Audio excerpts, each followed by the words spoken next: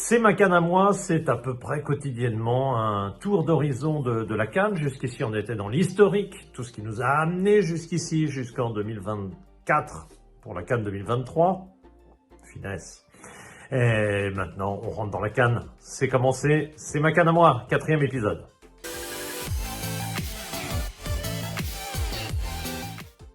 La CAN 2023 est donc née, elle a démarré ce samedi du côté de la banlieue d'Abidjan, du côté d'Ebimpe, avec la cérémonie d'ouverture et le premier match avec la victoire de la Côte d'Ivoire, une première victoire qui évidemment a mis tout en bonheur cette équipe de la Côte d'Ivoire. Alors évidemment, comme je ne suis pas encore sur place, j'y serai seulement jeudi prochain, eh bien, je veux pas vous raconter d'histoire et pas vous raconter l'ambiance alors que je n'y suis pas. La CAN, ça se vit. C'est sur site qu'on en tire le meilleur.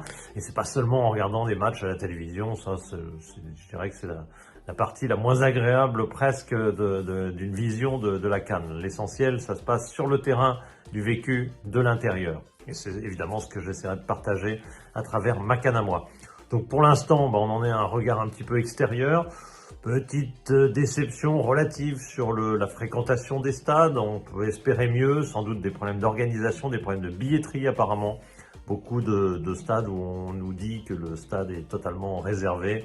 Et apparemment, il y a beaucoup de gens qui ont des places et qui n'y vont pas. Alors on peut imaginer que ces places existent et qu'elles sont quelque part.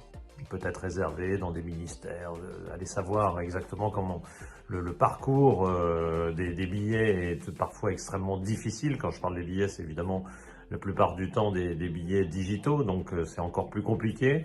Voilà, c'est des petits problèmes à résoudre, mais pour le reste, la fête a été superbe le premier jour avec la victoire de la Côte d'Ivoire et avec une cérémonie d'ouverture plutôt réussie, plutôt pas grand-chose à dire là-dessus, quasiment à chaque édition, c'est pas là que la CAN, le bas blesse pour la CAN.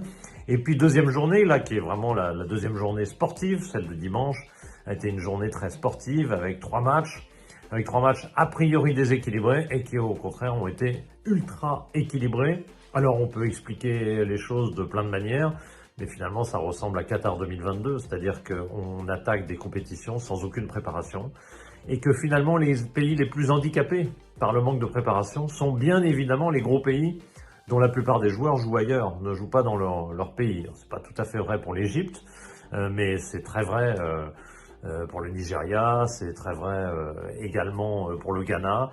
Et finalement, cet amoncellement de joueurs qui jouent en Europe un peu partout, puis qui tout d'un coup débarquent au dernier moment, forcément ils sont pas prêts et sont susceptibles de créer des surprises négatives lors des premiers matchs. Alors là, on a été servi pour le coup, parce que si la Côte d'Ivoire a assumé son titre de favori, ni le Nigeria, ni l'Égypte, ni le Ghana ne l'ont assumé. Les deux premiers ont fait match nul, et le Ghana a carrément perdu, un peu bêtement sur le vu du deuxième but du Cap-Vert à la 92e minute, un but un peu stupide, mais honnêtement, si on regarde l'intégralité du match, c'est tout à fait logiquement que les requins bleus, supérieurs à cette équipe du Ghana qui est on va dire en reconstruction. Moi je dirais plutôt elle est en décadence tout simplement depuis un certain temps et malheureusement elle n'en sort pas visiblement avec cette défaite contre le Cap-Vert qui ne la condamne pas mais qui va rendre les choses plus compliquées pour le Ghana. Alors dans le détail, disons que le Nigeria, auquel je ne crois pas personnellement parce que c'est pas une très bonne équipe, mais avec des super attaquants, ce qui peut parfois masquer bien des faiblesses, j'en suis conscient, mais pas complètement, et la première preuve a été donnée contre la Guinée équatoriale, un match nul. Bon, le Nigeria aurait dû gagner, belle performance de Bono, le gardien de la Guinée équatoriale, mais malgré tout, je ne suis pas surpris que le Nigeria connaisse des difficultés. J'ai été davantage surpris par l'Égypte, décevante dans son entame face au Mozambique, avec un rythme un peu ronronnant de cette équipe d'Égypte qui se sentait sûrement supérieure, qui sentait qu'il n'y aurait pas de problème, qui menait 1-0 tranquillement, et puis qui tout d'un coup, en 3 minutes, a failli perdre le match, et s'en est sorti sur un penalty de dernière minute de Mohamed Salah, avec poteau rentrant de justesse. Bref, c'était chaud pour ne pas perdre ce premier match contre le Mozambique, mais bon, l'Égypte est en vie et on les connaît, on sait qu'à l'arrivée, ils seront au deuxième tour. Et il reste à savoir à quelle place, parce que maintenant la situation évidemment se complique, notamment parce que dans ce groupe, il y a une équipe surprise, c'est le Cap-Vert, qui a battu donc le Ghana, franchement à la régulière, comme je le disais tout à l'heure, vraiment une très bonne équipe.